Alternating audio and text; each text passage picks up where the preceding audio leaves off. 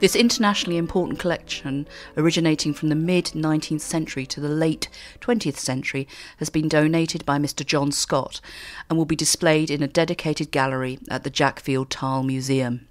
This collection was amassed over the last 50 years and contains over 1,800 tiles and panels, and offers a fascinating insight into the design aesthetics of the past.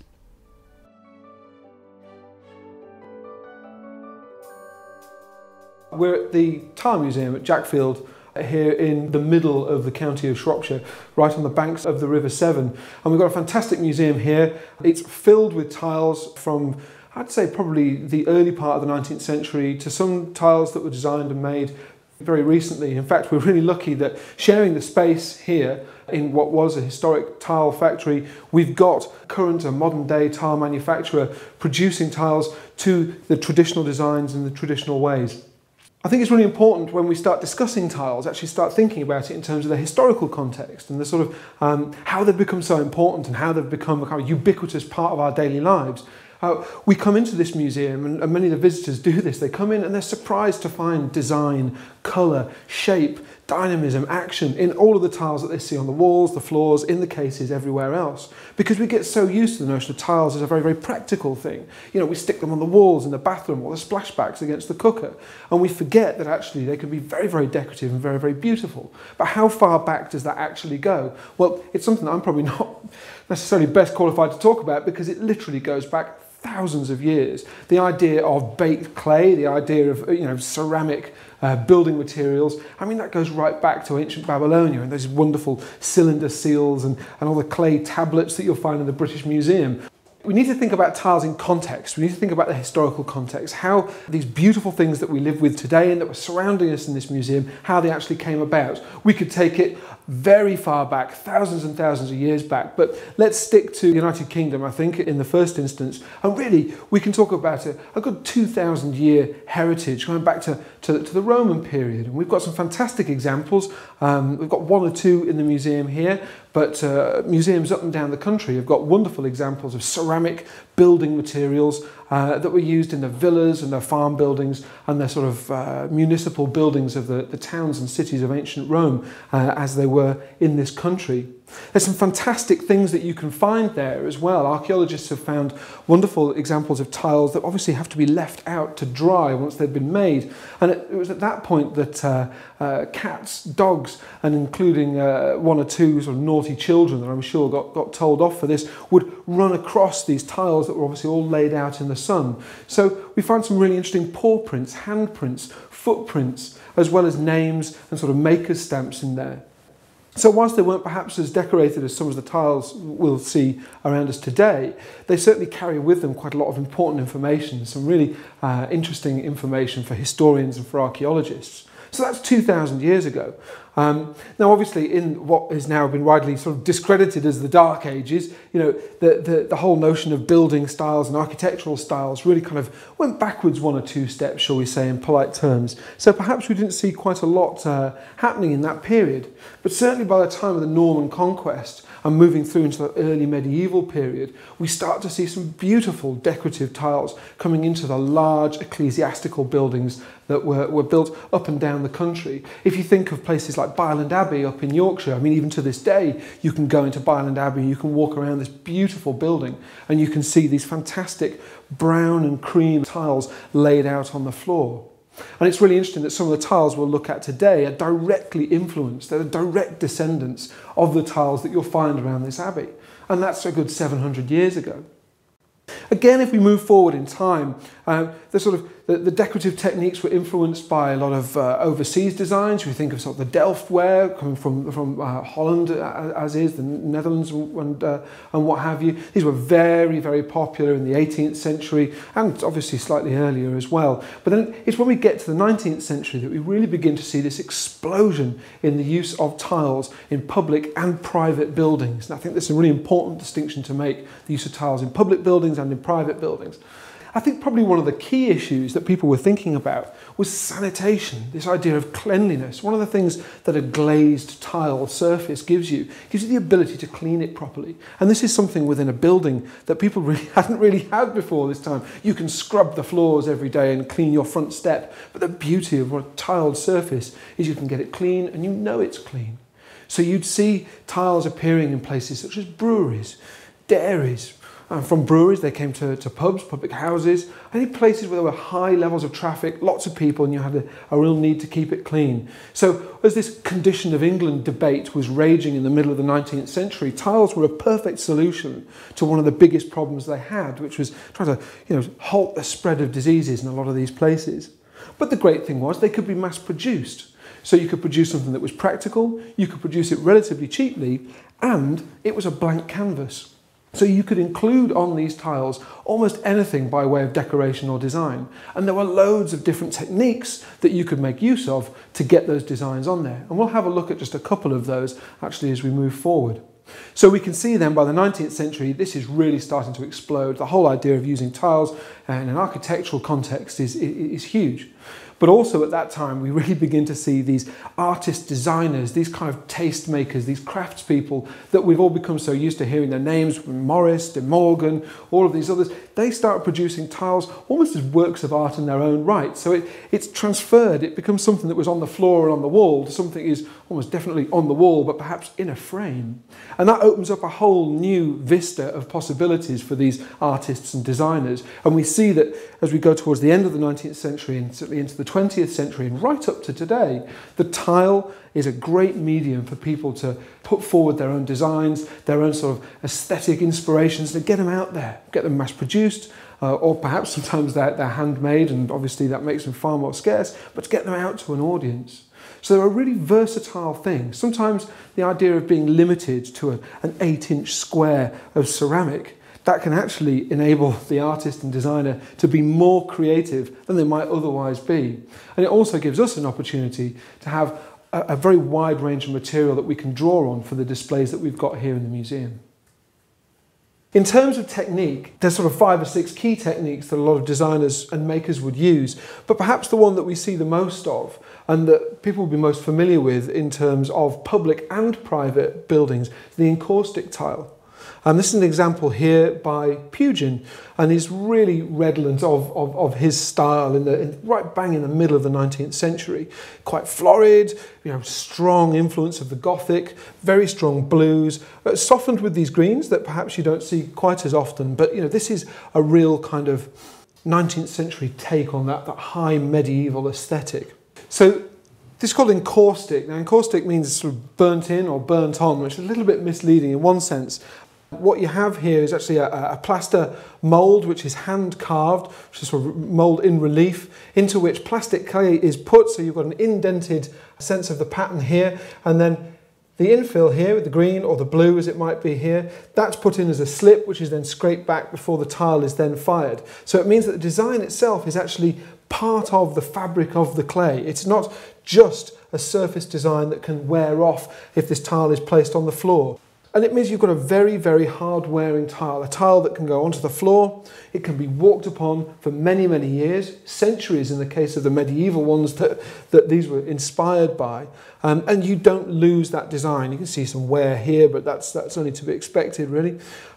So you've got a very, very strong, robust tile that can take a very, very strong design. And Pugin was fantastic at using this medium, using a whole series of interlocking or interconnected tile parts so that complicated designs could be built up. You could almost, in effect, have a bespoke design for your church or whatever it might be, using a kit of parts that could be put together by a designer or could be put together at the tile manufacturers specifically to meet your needs. Now, in talking about Pugin, it's very easy to ascribe the name Pugin to all sorts of tiles and tile designs. We know that this one is Pugin because we know where it came from. But there's all sorts of other designs that we say inspired by Pugin. And this is because at the time that Pugin was working, there wasn't necessarily the notions of intellectual copyright that people make use of today. So people were very often inspired by each other and would produce all sorts of tiles and designs that can, to the untrained eye, look identical, but were produced by different manufacturers. Now we're here in the Severn Gorge at the site of the Craven factory, and they were producing tiles similar to this right through the 19th century from the 1880s onwards, and as were Moore & Co as well, just about 2 miles further down the river. So there was this very sort of free exchange of ideas and techniques. And indeed the encaustic tile is still being produced today. I mean, you'll see these in the House of Commons or all around Westminster. You'll see these kind of tiles in hundreds of churches, Victorian churches, or those churches that were sort of done up by the Victorians, much older buildings that were then sort of redecorated by the Victorians. You'll see them everywhere. But also, you go through the front door of almost any terraced house, small terraced house in towns and cities up and down the country, and you can find tiles similar to this, albeit perhaps not quite as highly decorated, in the hallway or coming through into the kitchen, because not only could they be used in these sort of very grand settings, they were just perfect and practical for individual houses and people's homes. So you literally see them everywhere. And we know that tiles such as this, encaustic tiles, were actually sent all over the world, specifically all over the British Empire in the 19th century, to places such as India, Australia, Canada, the United States, where they were fitted into the grand public buildings of their day over there. So we know that this sort of style of design, this manufacturing technique, really had a huge impact on all sorts of buildings, not just in this country, but actually all over the world. And you can see why. They really carry their design well, and you'll see them everywhere still to this day. In the same way that many of the tile designers in the 19th century, such as Pugin, were very much inspired by what had gone before, and they're sort of following on this kind of continuity of tradition of tile design and manufacture. This is something that's still very much happening today. We share our site with a tile manufacturer who's making tiles in the same way as they would have been in the mid-19th century. And what we've got here is an example of their work that was produced very, very recently. It's an encaustic tile, so exactly the same manufacturing technique as the Pugin tiles that we saw previously. So this is a plaster mould with the clay put in and then slip across the top into the sort of effectively the cavities there, which is then scraped back before being fired. And what we've got here is a very sort of, again, very medieval inspired design that we have here of the stag. And this was produced literally a year ago by the really skilled artists and designers that they've got here. So we see this continuity of the tradition. So it's a good 150 years that they've been producing them here, and they're still coming out in the same way, and would, I think, still look very much at home in the designs that you might see, the sort of traditional designs, say in Westminster or the churches up and down the country. It's really interesting to see that in Mr. Scott's collection, not only does he have the original, the Pugin, although obviously we could take it back many, many centuries before then, but he also has these more contemporary tiles, such as this one here. But what we see is the continuity of tradition and craftsmanship, something that Mr. Scott was obviously very interested in looking at and looking at preserving. Okay, so what we've got here are two tiles designed by C.F. Voysey, well-known architect and designer, very heavily influenced by Art Nouveau, and certainly he was one of Mr. Scott's favourite designers, called him a great hero of the period. So he was very, very keen to collect a number of his pieces here. We see a different technique. This isn't encaustic. This is relief moulded, although it does have something of the tube lined about it, because we can see that there's quite strong relief here along these sort of lighter lines. Effectively, with the relief moulding, you create a series of areas that can then be flooded with colour. It's quite cloisonné in terms of jewellery design. But in tube lining, you would actually pipe on a thin slip of clay to create to create those little areas to be flooded with colour. With this relief moulding here, it's kind of had the same effect.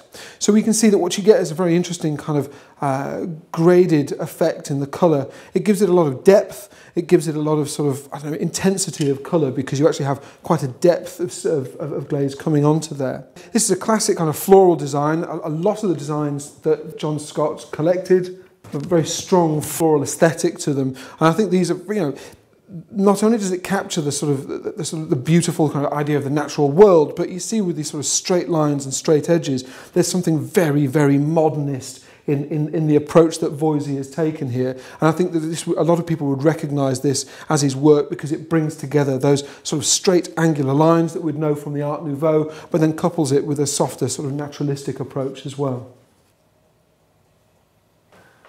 Here's another tile from designed by Voisey. In fact, some say it's a self-portrait of Voisey. I think looking quite sort of devilish, some would say, but it really gives you a sense of what relief moulding can do in terms of the sort of depth of colour and also those sort of contrasts. You can see in the low parts of the tile here where the colour has gathered, and you've got that very, very deep, almost midnight blue colour, and then rising to a much lighter tone there on the higher points in the design itself.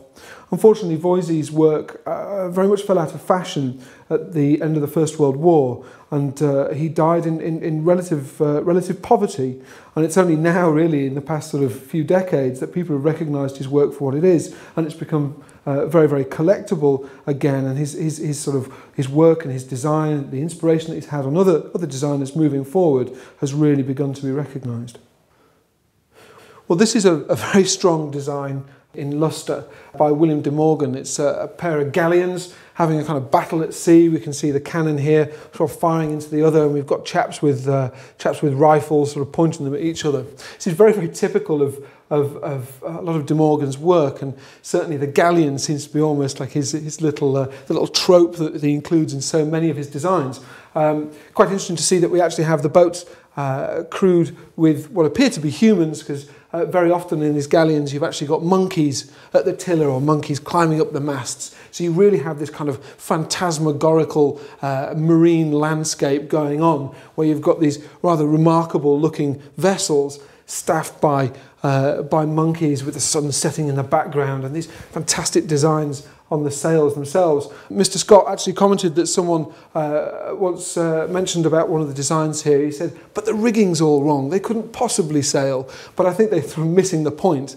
This is fantasy. This is something really kind of adventurous. You're looking at sort of 1880s, maybe 1890s. So we're talking at a time sort of before science fiction really had sort of taken off. I mean, certainly that was like 10 or 15 years later on when some of those really early novels come out. But you've got this idea of fantasy coming through, something very, very playful. It does take its inspiration from something much, much older. We see the sea monsters kind of coming through the sea here, remind us of the old maps that we might have seen from the 17th century, but actually using this sort of lustre, this shine, sort of opalescent sheen on it. It's very, very modern. At the time it was produced, very, very modern, but this wonderful kind of throwback to these earlier years of adventure and intrigue. Here we've got another example of de Morgan's work. And I think what's most striking about this, obviously the same with the galleons as well, is this fantastic lustre colour that comes out here, this ruby lustre. Now what's remarkable about this is the kind of iridescence that they managed to achieve with effectively the paint that's been used on the surface of this tile. There were several manufacturers that were using this, and it always gives very striking results, and it's something that people really like to see today. Again, it takes a very sort of old-fashioned or quite a quaint or playful design and actually makes it look something really quite out of the ordinary by giving it this sort of metallic sheen. Of course, they're very popular at the time as well. What we've got here is an example of Mr. Scott's desire to continue collecting right up almost to the present day. These tiles here are from 1983, and they're designed by the renowned artist and designer John Piper. John Piper was known for an awful lot of different works. He did stained glass, lots of printmaking, all sorts of medium he worked in. But actually tiles aren't necessarily something that he was particularly well known for. And so it makes these ones really quite unusual. I don't think you'll find that many of them around. These are all screen printed designs onto the tile itself, and they represent the 4 seasons. They're very, very contemporary, very striking design, not to everybody's taste, it must be admitted. But I think that it really adds something to the collection as a whole, that we're looking at a collector here in Mr. Scott who isn't just interested with the past. He's interested in design, good design of almost whatever period it might be. And if that good design should appear on a tile, all the better. So it really helps to bookend the collection as a whole, to be able to bring it right up to the 1980s. So what we've got here is one of a series of hand-painted tile panels that Mr. Scott has in his collection, which came from W.H. Smith's. Interwar in date, the exact date isn't known as yet, but these would have been the sort of header panels above specific drops of books or publications within a W.H. Smith's. Think about the kind of shops that you'd get on the busy sort of station platforms in the large railway stations, where they'd be selling books and newspapers and magazines for people when they're about to go on a train journey. And at the top of each of them, they have this nice sort of pictorial device to say what they're selling. So we've got ones for engineering books, sporting papers, ladies' magazines, and this one here for guidebooks. The artists are known. The lettering is by Eric Gill, the well-known artist, Eric Gill. Very elegant typeface as well, with these particularly open, rounded O's. The whole notion of guidebooks is very interesting. That we've chosen this one. That in the interwar period, the guidebook was a really, really important kind of publication, and it just goes to show, in terms of W.H. Smith's willingness to invest in the items that they were selling, that they were willing to commission these works of art. They really are works of art, to sort of sit above them. This is the kind of guidebook that we might be fairly dismissive of these days, but certainly in the interwar period, they were considered to be, quite valuable literature, and they had very important people writing them and designing them. And I think that this panel here has an awful lot to say about that, as well as being a very, very attractive addition to the collection. What we've got here is a transfer printed tile, a technique that came in the later part of the 19th century, became more popular in the later part of the 19th century. The idea was effectively using a transfer that we'd understand, effectively sort of a decal that sort of floated off, put onto the tile itself, but it was an ink that would survive the firing process, so that you can get very, very complex designs that look very much as if they're sort of designed, sort of drawn with a pencil, or often you'll get lithographic. They'd use the lithographic process to produce the transfer, and this means you could mass produce these very, very complicated designs very, very quickly and relatively cheaply.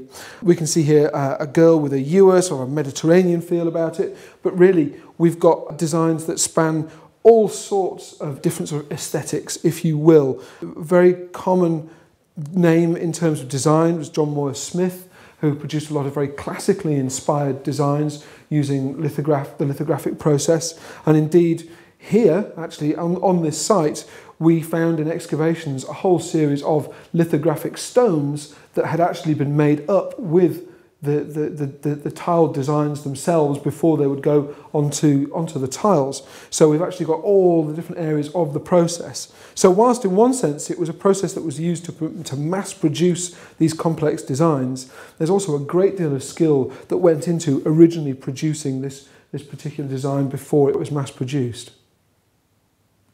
Of course, as soon as the technology was available to produce these sort of transfers that could go onto the tile, it was not really a great step forward to transform photographs into transfers that could then be put onto tiles. And then you get items like this, Round Tower at Windsor. Here we are, it's a site that many of us will know. And really, you kind of got the equivalent of a ceramic postcard here. It's the kind of postcard image that you might pick up if you went for the day to Windsor to send back to your family, but actually when you were there you could possibly buy yourself this tile as well to remind yourself of a nice day out. It could be a teapot stand, it could be a plant stand, it could be almost anything else. Relatively robust. It's certainly more robust than a postcard if you were to put your teapot on top of it, but effectively it's the same technique that you might see with transfer printing. Moving forward in time, tiles have always been adaptable. As new techniques have come along, designers have always been very keen to make use of them. This is designed by Anne Clark from 1959.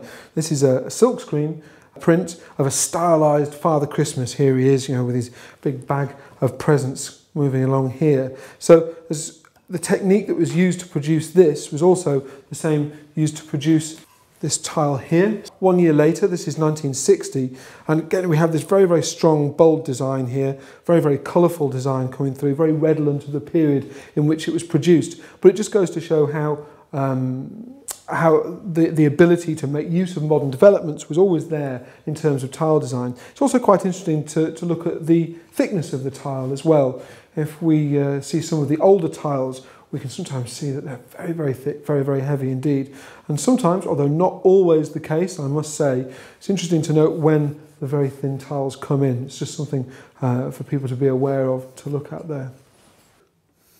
What we've got here is a nice combination of techniques. We've got a slightly embossed tile, so there's actually a sort of an element of relief on there, but it's a photographic print, much the same as the other ones that we've already seen. So these two techniques have been combined to create something that allows us to have that depth of colour that we saw in some of the sort of moulded embossed tiles, the way that this whole area can be flooded with glaze here, and it provides you with that real depth, but also with the detail and the intricacy of the photographic print itself. This is from the 1890s, and it's an image of a Maori chieftain called Natana. At that time, the whole idea of New Zealand and the Maori tribes was very, very interesting. It was a relatively undiscovered country, and these tiles could be produced to perhaps commemorate a visit or commemorate some special occasion or special event. But I think what is interesting is to see how the different techniques can be combined to create something that's even more than the sum of its parts. Well, Mr. Scott's collection was very much British, in fact, very, very much English tiles, English producers, but there are one or two that creep in from elsewhere. This is a Portuguese tile by a very famous designer, but the technique that's been used here is relief moulding, and it really gives a strong sense of life to the design. So we can see here there's butterflies. We see they're very much proud of the surface of the tile. Now, the notion of relief moulding is one that was used quite a lot.